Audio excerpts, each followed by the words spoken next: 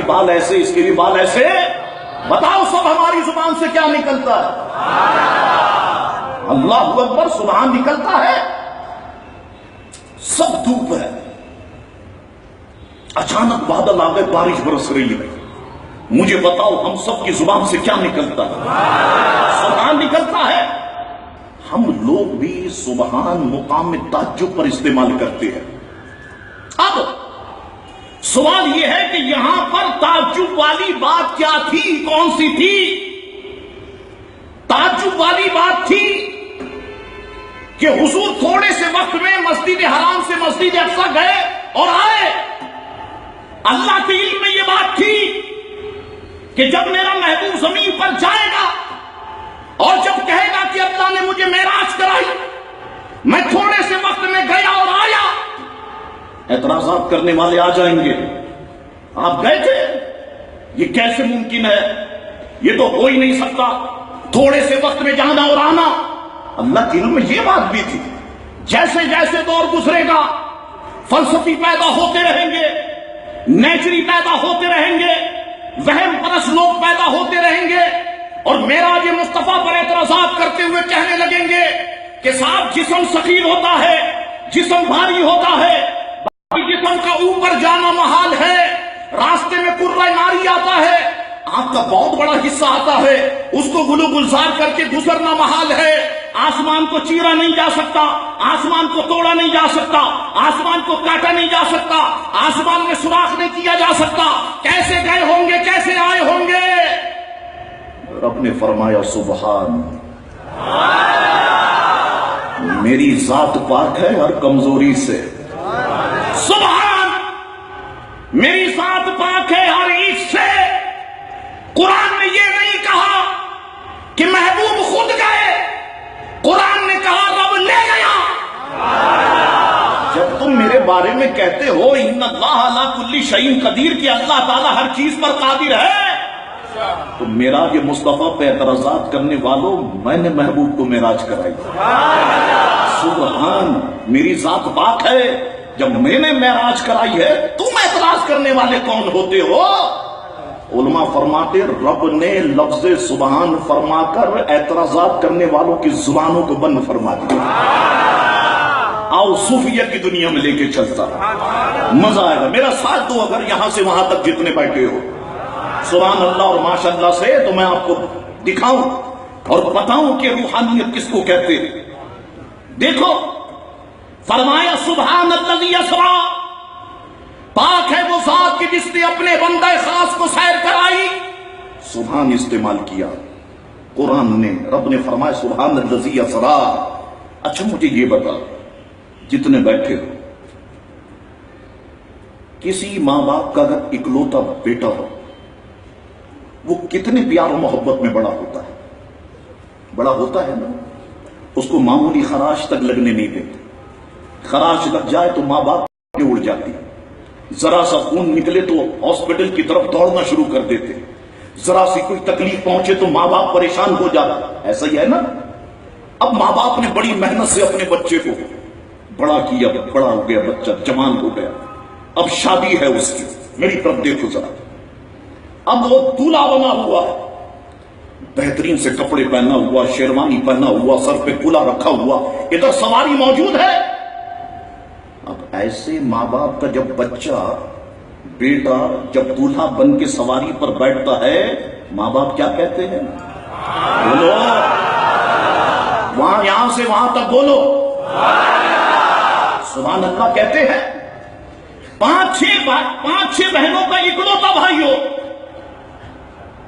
اس نے محنت کی، جد و جہد کی، 5-6 بہنوں کی شادی کرا دی. اب اس کی باری ہے، خوبصورت کپڑے پہنا ہوا، شیروانی پہنا ہوا، کولا پہنا ہوا، سواری پر سوار ہونے والا ہے. مجھے آواز بلند بتاؤ ساری بہنیں کیا کہتی ہیں؟ ہمارا کوئی دوست جب دولہا بن کر سواری پر سوار ہوتا ہے تو ہم سب کی زبان سے کیا نکلتا ہے؟ 27 رجب المرجب شریف کی رات ہے. آمنہ کے لال، کائنات کے دولہا، میرے اور آپ کے آقا نبی کریم علیہ السلام دولہا بن کر سواری پہ سوار ہونے والے ہیں. نہ ابو بکر اس وقت موجود، نہ فاروق اعظم اس وقت موجود، نہ عثمان ذوالنورین موجود، نہ مولا علی، نہ ابو ہریرہ، نہ جابر، نہ حضرت انس۔ رب نے فرمایا محبوب تیری دنیا کا قاعدہ یہ ہے کہ جب کوئی دلہا بن کر سواری پہ سوار ہوتا ہے نا، سب کہتے ہیں سبحان اللہ۔ اے محبوب تو دولہا ہے، سواری براق موجود ہے، اے محبوب تو سواری پر بیٹھ، اب میں خود کہوں گا سبحان الذی اسری بعبدہ لیلا۔ اللہ اکبر۔ محبوب جب میں کہوں گا نا تو قرآن بنے گا۔ تیری امت کے علماء، تیری امت کے مشائخ جب بھی معراج مصطفیٰ پہ گفتگو کریں گے اسی آیت سے شروع کریں گے، سبحان الذی اسری بعبدہ لیلا۔ اللہ اکبر۔ فرمایا سبحان۔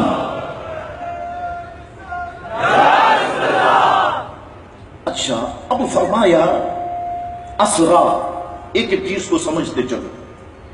سبحان الذی اسرا، پاک ہے وہ ذات کہ جس نے اپنے بندے کو سیر کرائی۔ اسرا کا معنی سیر۔ اب ذرا دھیان دو اور اپنی زبان کو سبحان اللہ سے تر رکھو۔ یہ نہیں فرمایا قرآن نے کہ اللہ نے اپنے محبوب کو سفر کرایا، فرمایا سیر کرائی۔ کیوں؟ یاد رکھو سفر میں بندہ تھک جاتا ہے۔ دیکھو امریکہ جائے آپ، برا حال ہو جائے، پورے 24 گھنٹے، وہ دبئی سے ڈائریکٹ کہیں بھی کسی شہر پہنچنا چاہے 16 گھنٹے کی فلائٹ، بیٹھے بیٹھے یہ آدمی تھک جاتا ہے۔ بعض لوگ کہنے لگے شاہ صاحب آپ کو نیوزی لینڈ میں گفتگو کرنی ہے، وہ فیجی میں نے کہا سفر کتنا ہے؟ کہنے لگے 24 گھنٹے کا۔ میں نے ان سے کہا مجھے نیو کراچی میں ہی رہنے دو بھائی، 24 گھنٹے کا سفر، کہ اب جاؤں اور آؤں تو میری تو حالت جو ہے وہ بری ہو جائے گی، خراب ہو جائے گی۔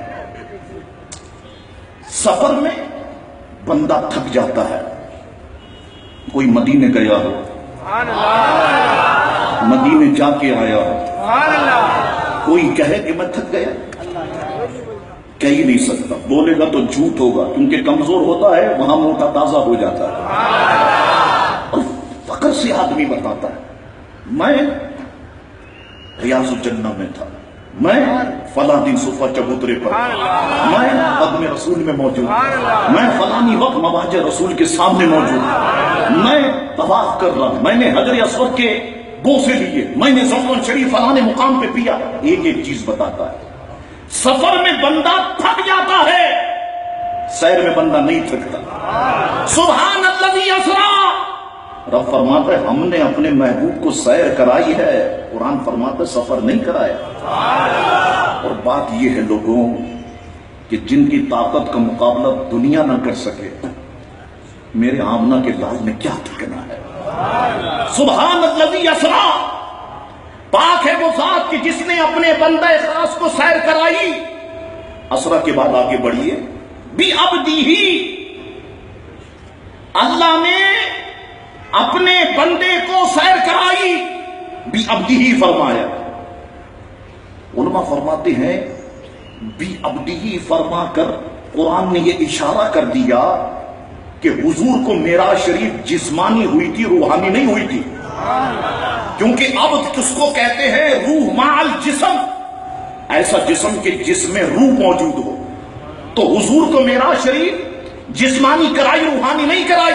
اچھا اب دیکھو حضور کے لیے یہاں پہ فرمایا بعبدہ۔ حضور جب اللہ کی طرف سے مخلوق کی طرف تشریف لائے، حضور کو نبی فرمایا گیا، حضور کو رسول فرمایا گیا، لقد جاءکم رسول فرمایا گیا، یا ایھا النبی انا ارسلناک شاہدا، اے محبوب ہم نے آپ کو حاضر و ناظر بنا کے بھیجا، نبی فرمایا گیا۔ حضور خالق سے مخلوق کی طرف آئے، رسول اور نبی فرمایا گیا۔ صوفیہ فرماتے ہیں اب شان بندگی کا موقع ہے، اس لیے اب بھی عبدہ فرمایا گیا۔ اللہ نے سیر کرائی اپنے بندہ خاص کو۔ صوفیہ فرماتے ہیں بعبدہ فرما کر اللہ نے امت مصطفیٰ پر احسان فرمایا، کیونکہ حضرت عیسیٰ علیہ السلام تو چوتھے آسمان تک گئے. عیسیٰ علیہ السلام کے ماننے والوں نے عیسیٰ علیہ السلام کو خدا کہہ دیا، معاذ اللہ، خدا کا بیٹا کہہ دیا. حضور صرف چوتھے آسمان تک نہیں گئے، حضور تو لامکاں تک گئے. اب ہو سکتا تھا کہ کوئی حضور کو بھی خدا کہہ دیتا یا معاذ اللہ خدا کا بیٹا کہہ دیتا. اللہ نے فرمایا بھی ابھی ہی، بے شک میرا محبوب لامکاں تک آ گیا، لیکن امتیوں یاد رکھو کہ ابدیت کا تاج ان کے ماتھے پہ سجا ہوا تھا. سبحان الذی اسریٰ بعبدہ. اب فرمایا لیلا، اسرا کہتے ہیں رات کی سیر، پھر لیلا ذکر کر دیا اس کے ساتھ. لیلا راتوں رات. اب جب اسرا ذکر کر دیا تھا قرآن نے تو لیلا کیوں ذکر کیا؟ اب ذرا میں اس کو سمجھاتا ہوں آپ کو. دیکھو لیلا، لام یہ لام الف لیلا، اس کو نکرہ ذکر کیا، معرفہ ذکر نہیں کیا. لیلا کہا، اللیلہ نہیں کہا. فرماتے نکرہ ذکر کر کے واضح کر دیا کہ حضور کو معراج ساری رات نہیں ہوئی بلکہ رات کے تھوڑے سے حصے میں ہوئی.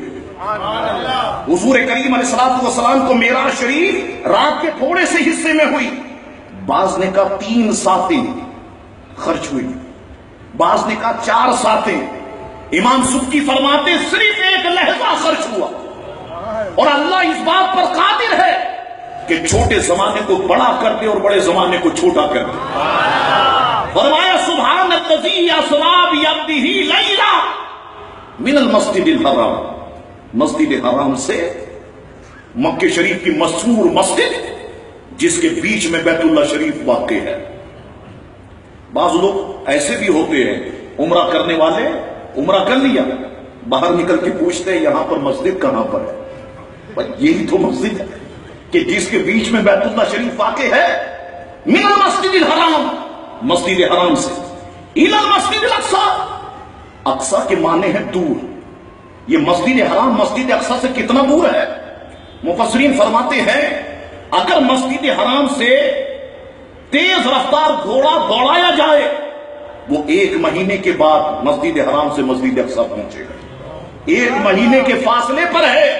فرماتے اس لیے اس مسجد کو مسجد اقصی کہتے ہیں. اللہ اکبر. اب یہاں پر ایک اعتراض ہے اور کچھ باتیں ہیں وہ بھی آپ کو میں آپ کی خدمت میں عرض کروں. سوال یہ ہے کہ قرآن نے تو حضور کی معراج یہاں تک بیان کی، سبحان الذی اسریٰ بعبدہ لیلا من المسجد الحرام الی المسجد الاقصی، اور آپ لوگ کہتے ہیں کہ حضور لامکاں تک گئے. قرآن کہہ رہا ہے کہ حضور مسجد اقصی تک گئے. بات یہ ہے کافروں نے مسجد اقصی دیکھی ہوئی تھی. اگر حضور فرماتے نا میں آسمانوں پہ گیا، نہیں انکار کرتے. حضور فرماتے میں سدرہ تک گیا، نہیں انکار کرتے. حضور فرماتے میں عرش تک گیا، نہیں انکار کرتے. حضور نے کہا کہ میں مسجد حرام سے مسجد اقصی تک راتوں رات گیا. سارے چودھری آ گئے تھے. یہ بتائیے کتنے مینار ہیں مسجد اقصی کے؟ آپ گئے تھے نا؟ کتنے ستون ہیں؟ آپ گئے تھے نا؟ کتنی کھڑکیاں ہیں؟ آپ گئے تھے نا؟ بتائیے فلاں چیز کتنی ہے؟ دیکھو آپ ایک عرصے سے اپنی مسجدوں میں نمازیں پڑھ رہے ہوں گے نا، مجھے بتاؤ. میمن مسجد لے لو، کھوڑی گارڈن لے لو، اخون مسجد لے لو، تیسری مسجد لے لو، پہاڑی والی مسجد لے لو، کتنے بجلی کے بٹن ہیں بتاؤ؟ کتنے پنکھے لگے ہوئے بتاؤ؟ پنکھے کے کتنے پروں میں اسکرو پورے لگے ہوئے، کتنے میں کم لگے ہوئے بتاؤ مجھے؟ کتنے ستون ہیں بتاؤ مجھے؟ آپ کہیں گے شاہ صاحب ہم نماز پڑھنے جاتے ہیں پنکھے گننے تھوڑی جاتے ہیں. ہم نماز پڑھنے جاتے ہیں بٹن گننے تھوڑی جاتے ہیں.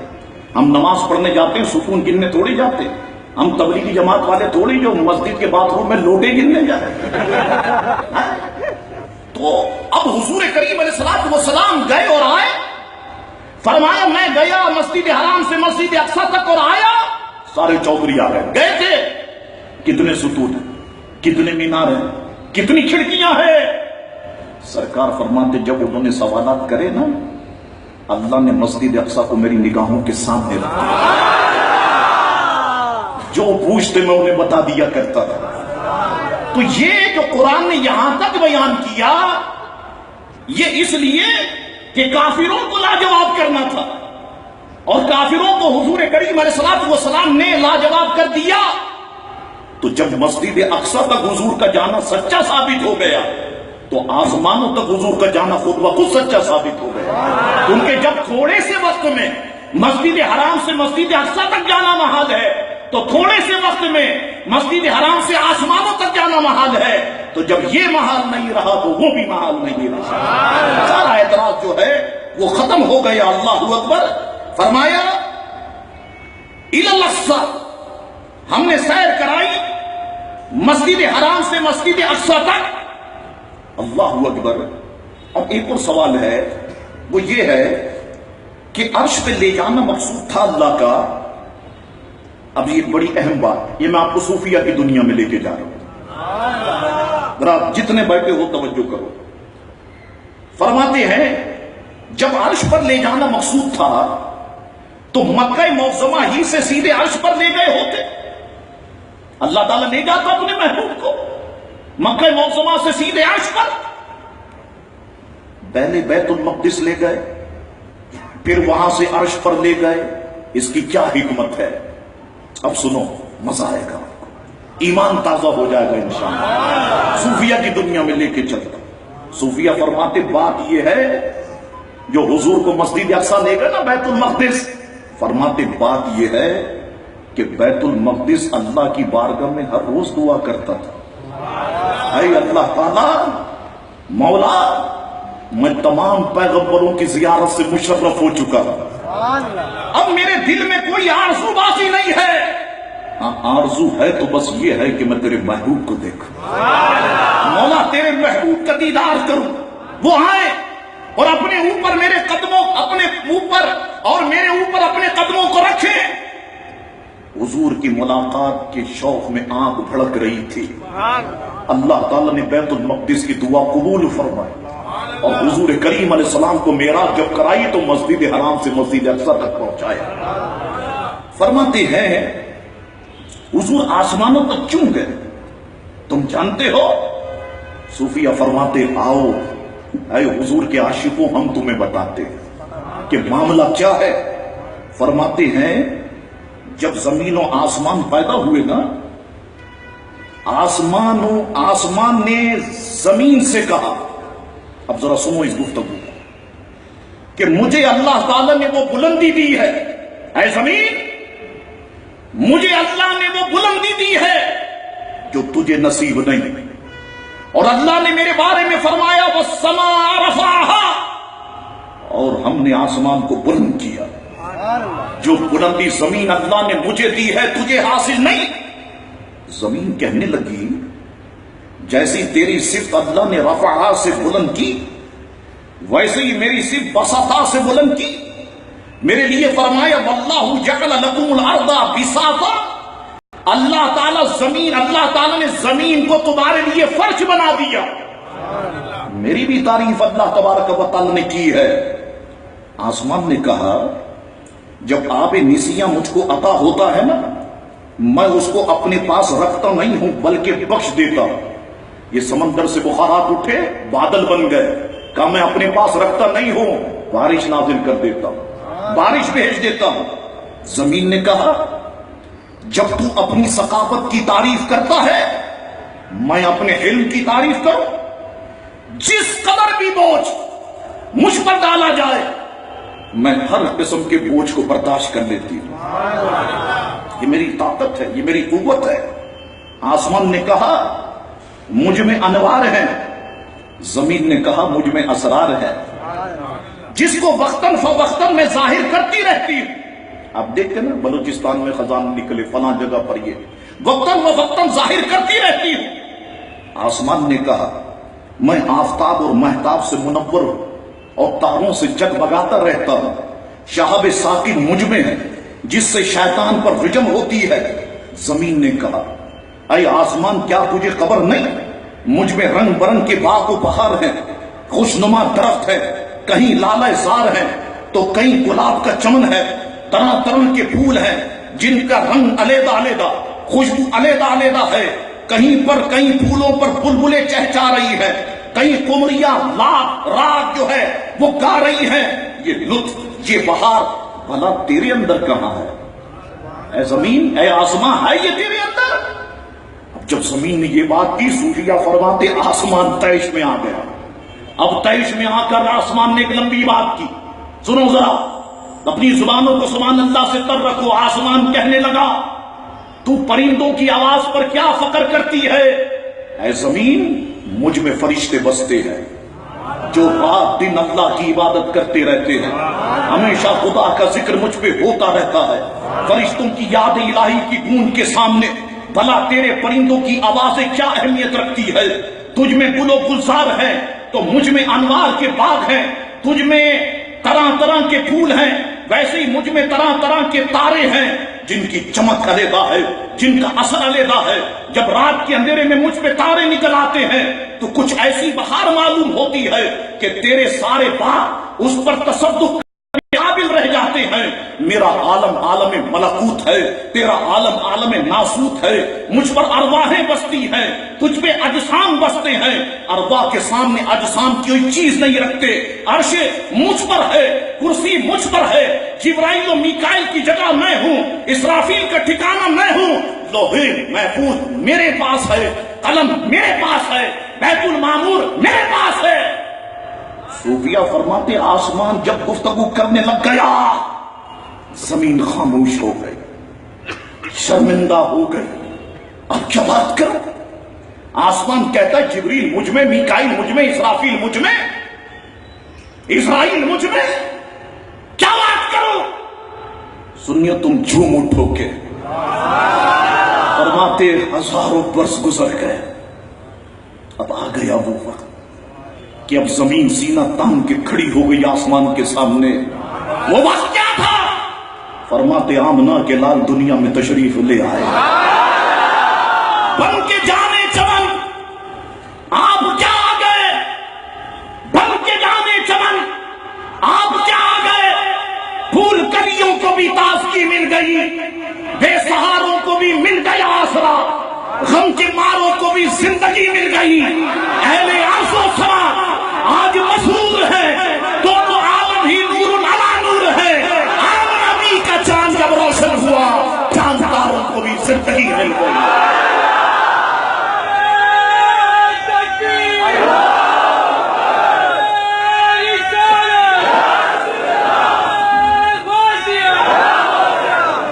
اب زمین سینہ تان کے آسمان کے سامنے کھڑی ہو گئی۔ اے آسمان تو نے کہا تھا نا مجھ میں جبریل ہے، میکائیل ہے، اسرافیل ہے، اسرائیل ہے، اب بتا مجھ میں آمنہ کے لال ہے تیرے پاس؟ یہ وہ پیغمبر ہیں، 18,000 عالم انہی کے وجود کا تفیلی ہے۔ عالم ملکوت کے مقرب فرشتے انہی سے فائز لینے والے ہیں۔ حضور کریم علیہ السلام کا جسم مبارک ابھی ادھر کا، حضور کریم علیہ السلام کا وطن بھی ادھر۔ جب زمین دلائل دینے لگ گئی، اب آسمان خاموش ہو گیا، اب تو کچھ نہیں ہو سکتا، اب کیا کروں؟ سالہ